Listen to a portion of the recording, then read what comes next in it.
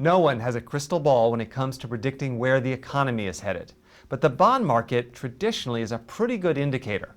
My theory is that the bond investors spend more time doing the math than the cowboys who move the stock market up and down. So that's why we invited Steve Huber, manager of T.Rowe Price's Strategic Income Fund, to share his insights with us. Steve, thanks for being here. Thank you for having me, Jack. So can you give us a broad indication of what's happening in the economy right now, where it's headed? Yeah, the bond market's concerned about a few things. You mentioned the economy. They're also worried not only about the U.S. economy, but the issues going on in Europe. Unemployment, we think, is a big factor here in the economy, with unemployment at 9.1% currently. That's driving a lot of the slow growth because employment leads to income, leads to consumption, which is roughly 70% of GDP. So right now, investors in the 10-year bond are accepting a yield of 1.9% for 10 years.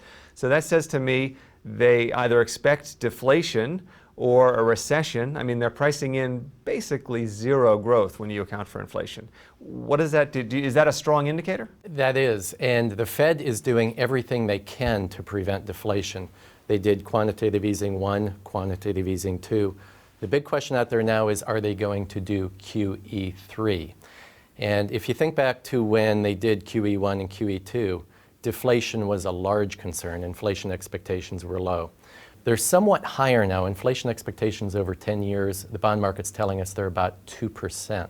So they're a little bit higher. But deflation is still a question mark out there, maybe not as much as it was a couple of years ago. What about a recession?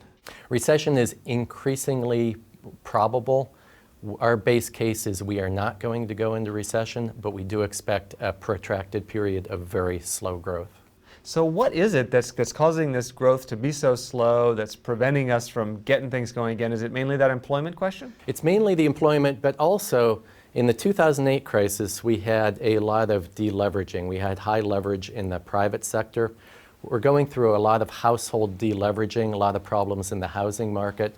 And a lot of the leverage has moved now to the government balance sheet. So there's concern also about some of the cutbacks that need to be made from a fiscal level that could also slow growth.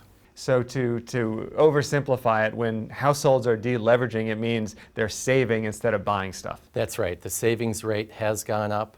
There are also issues with underlying mortgages, a lot of houses in foreclosure, all of which is causing slower growth in the economy. So obviously, on the personal level, saving is a good idea right now, preparing for whatever comes. What do you do with that money? In a savings account, it's getting you nothing. How should you invest it? We think a very diversified approach, not only within the U.S. but globally, makes sense here. Stocks, bonds, anything else? Stocks and bonds, we think that both developed and emerging economies, but given the very high volatility we're seeing, we think that in a volatile environment, it's especially important to be diversified across all sectors, including cash. Thanks very much, Steve. Thank you for having me, Jack. And thank you for watching.